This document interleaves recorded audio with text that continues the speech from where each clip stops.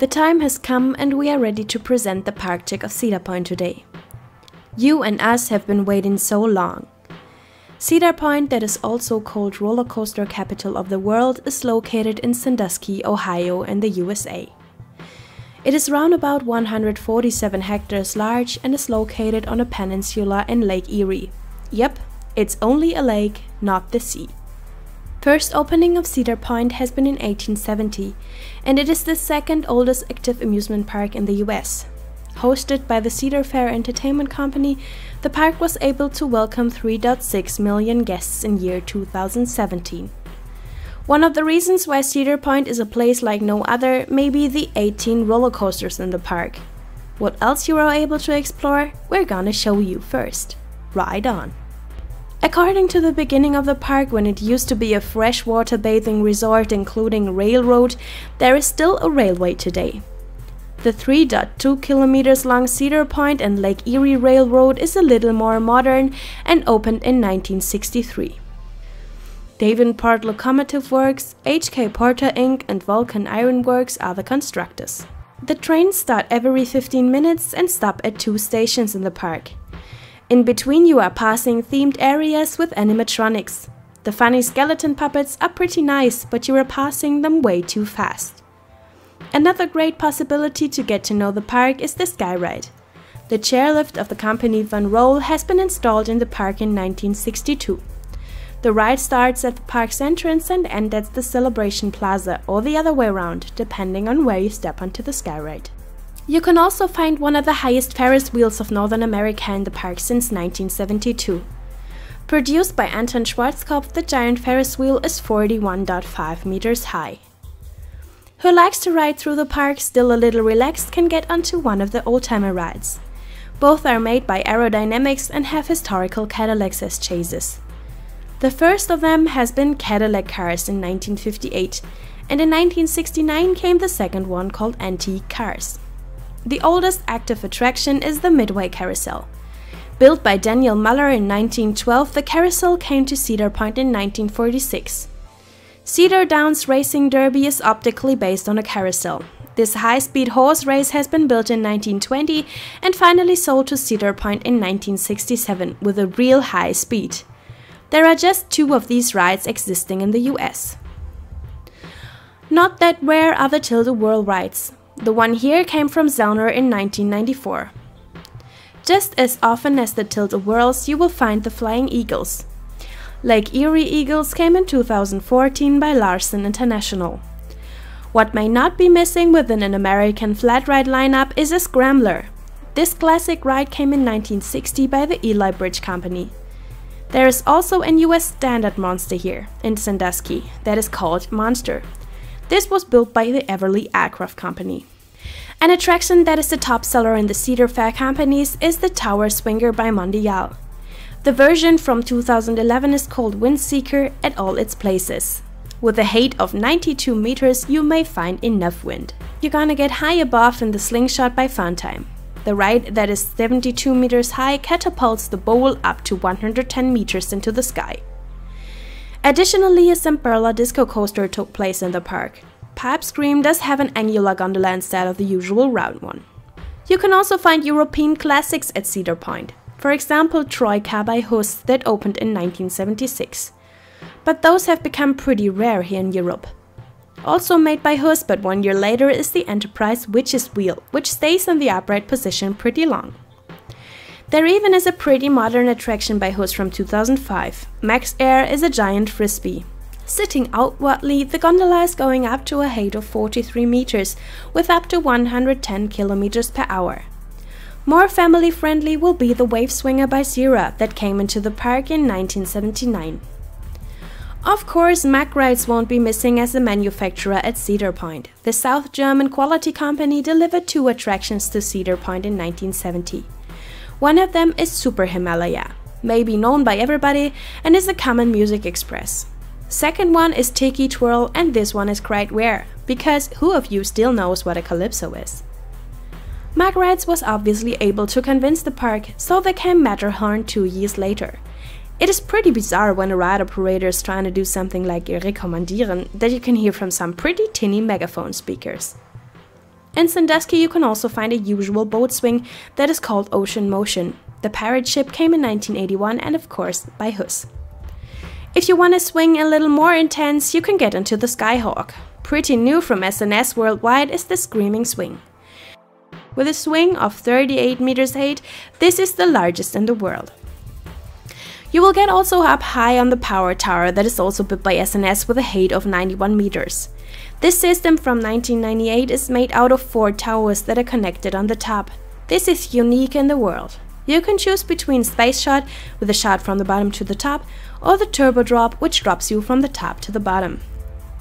Not that wild will be the bumper cars from 1970. Dodgem was built by Soli of Italy. Except for the common bumper cars, you can find one for children that is called Joe Cool's Dodgem School.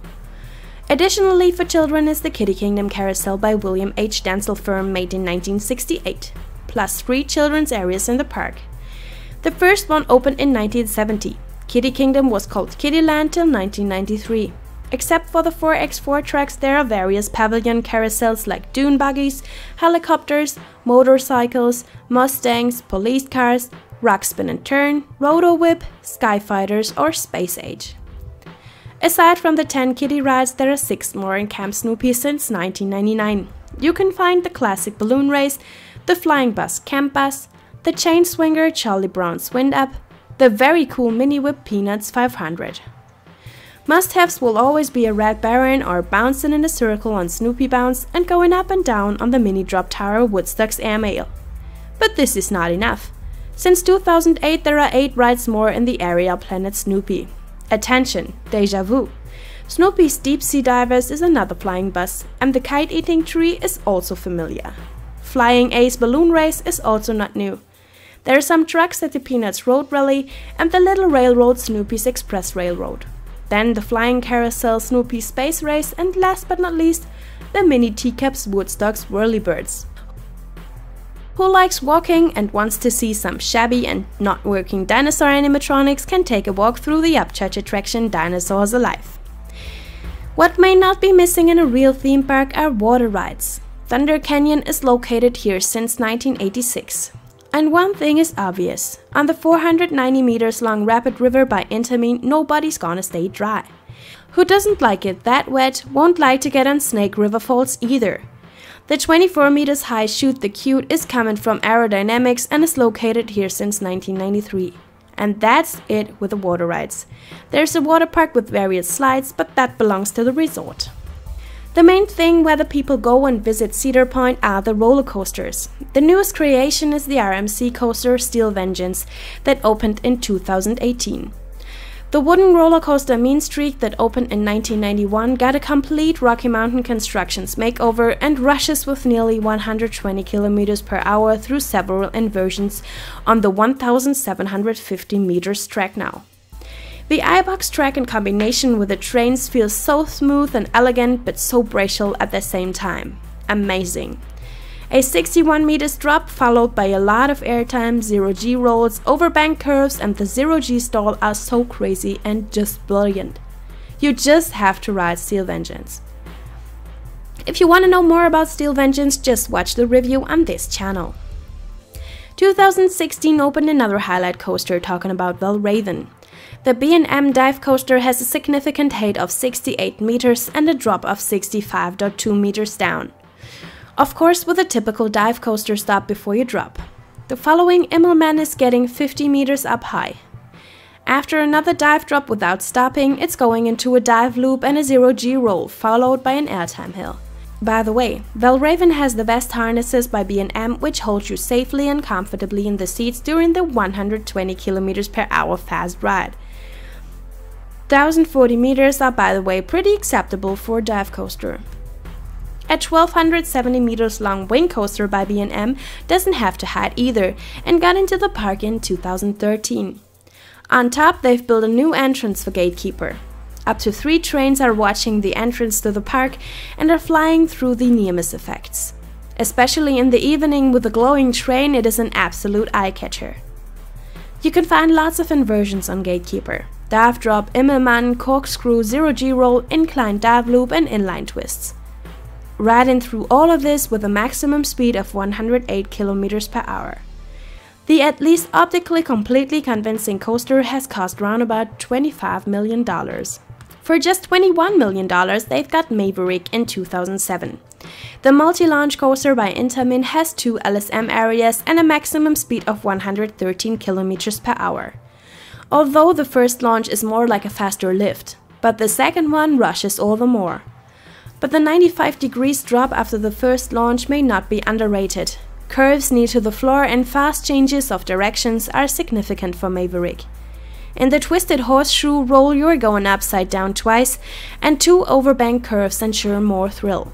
When the 6 trains had lap bars instead of shoulder bars, it would be perfect. All in all, Maverick is a really good coaster, which is especially fun in the front row. Much fun is Cedar Top Thrill Dragster from the year 2003, although the ride is pretty dull. The Intamin hydraulic launcher catapults you in 4 seconds from 0 to 193 km per hour, still being the 3rd fastest roller coaster in the world. Another record is that this is the 2nd highest roller coaster in the world with a height of 128 meters. Aside from a platform next to the launch, you'll get more dragster feeling with some racing sounds at the start of the coaster. Just a great coaster. And always think of it, arms down. 1 year before, Intamin already built a launch coaster with vertical track parts. Wicked Twister is just swinging back and forth. Sounds boring, but the limb drives brings the train up to 116 km per hour and 60 meters high. Unfortunately, the belts on the bars are really short.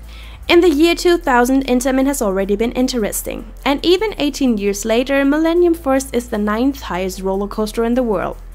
A cable lift brings you up high to 95 meters. Afterwards, you're rushing over the 2,010 meters long track with a speed of 150 km per hour.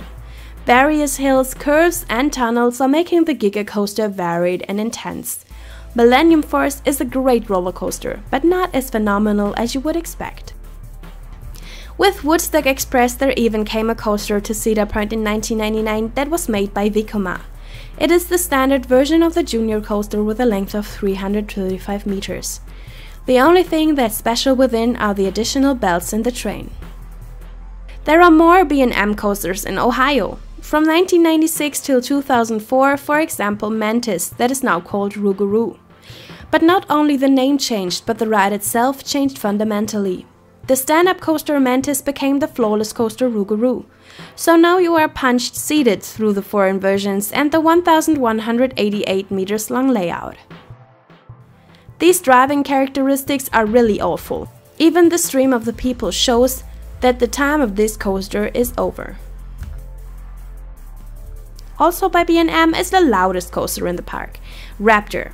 The inverted coaster rushes through 6 inversions like loop, zero-G roll, and corkscrew with round about 92 km per hour. 3 trains are in use that make a complete capacity of 1,600 people per hour. Raptor is a great coaster, especially because it's from 1994. A few years before the hypercoaster Magnum XL opened in 1989. The roller coaster, that is nearly 63 meters high, was built by Aerodynamics and speeds up to 116 km per hour. Up to 2,000 persons per hour are driven out of the park and rush through the resort and the water park. Beside the trains, the station is also styled pretty futuristic and spacey. High, long, and fast, that describes Magnum XL 200. As well made by Aero was Iron Dragon in 1987. This is one of the first suspended coasters, and you are sitting in closed and swinging chases while hanging under the track. Last year, VR has been tested on this attraction, but obviously it didn't convince. A very interesting coaster for fans is Wilderness Run. This children's roller coaster opened in 1979 and is the first roller coaster that was ever made of the manufacturer Intamin. Usually, it is not allowed to ride the children's coasters as an adult without accompanying a child. But for Wilderness Run exists an allowance you can get in the Museum of Cedar Point to get on it. The museum is worth a visit either way. 1978 they just opened 2 coasters. Gemini is the hybrid racing coaster by Aerodynamics. The steel track is lying on wooden supports. Both sides are identical and 1,200 meters long and 38 meters high. Unfortunately, the driving characteristics are everything but good. Of course, Gemini is very old, but that's not making it better. An absolute difference is the corkscrew. Either made by Arrow but from 1976, this ride with a loop and a double corkscrew is riding pretty okay. But 1976, this coaster must have been incredibly crazy. Another hybrid coaster like Gemini is the Arrow Mine Train from 1969. As old and as jumpy as it sounds is Cedar Creek Mine Ride. The ride with 14 meters height offers not that much. Not visually and not the ride itself. The oldest active roller coaster in Cedar Point is the PTC wooden coaster, opened in year 1964. Blue Streak is riding a classic out and back layout with a speed up to 65 km per hour. The complete wooden coaster is colored in blue and is hiding on the edge of the park. In spite of that there are so many coasters in the park, have already 16 coasters been leaving the park over all the years. When you also want to visit Cedar Point now, you can get there by car. If you want to get there with public transportation, you can find some information on the park homepage about airport connections, bus traveling, and the Amtrak train system with which you can get to Cedar Point even from Alaska. For overnighting, you can choose between some hotels in the park-owned resort or a campsite. Alternatives would be motels or hotels nearby to fair conditions. Talking about conditions, parking at Cedar Point costs $20. The usual daily entrance costs $72. Online for weekdays $49 and weekends $55. But there are much more offers and upgrades. Just take a look at the homepage as well for the schedule. The park always opens up at 10 and is at least open till 8 and sometimes till 10 or 12. What can we say about Cedar Point as a conclusion? The park is very impressive and has a lot to offer. Some of the rides here would be the major ride in Europe, and there are 4 to 5 here in this park. But it's okay to ride a lot of these coasters here just once. The park is not that neat. That there's nothing really themed was obvious and is not problem number one. But there has to be a general comfort feeling which didn't really exist here for us. The hype and trouble about this park is not really justified, but we can completely understand that everybody wants to get here once in a lifetime. The park is amazing with its own flair and charm. Phenomenal coasters are located here and endless record holders, or at this time record makers. There is a lot that shaped many coaster fans in their opinion, so that you just have to love the roller coaster capital of the world. Cedar Point, America's rock and roller coaster.